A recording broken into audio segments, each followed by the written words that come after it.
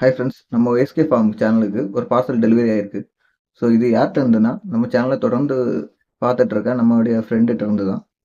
பார்சலுக்குள்ள என்ன இருக்குன்னு பிரித்து பார்த்தா, நமக்கு விருப்பமான பீட்டா ஃபிஷ் தான் வந்திருக்கு, அனுப்பியிருக்காங்க. என்ன மாதிரியான பீட்டான்னு பார்த்தீங்கன்னா, ஆதார் காப்பர். So black.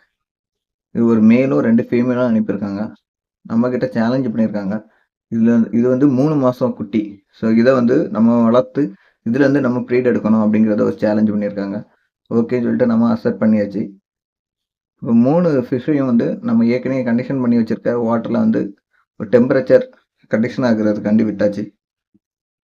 இது பார்த்தீங்கன்னா 3 மாதம் குட்டி. ஸோ 3 மாதம் குட்டி இதை வளர்த்து நம்ம ப்ரீட் பண்ணணும். அதான் நமக்கான சேலஞ்சு. ஸோ வந்திருக்க பீட்டாவும் வந்து இம்போர்ட்டடு பிளாக் காப்பர் அவதார் பேட்டர்ன்.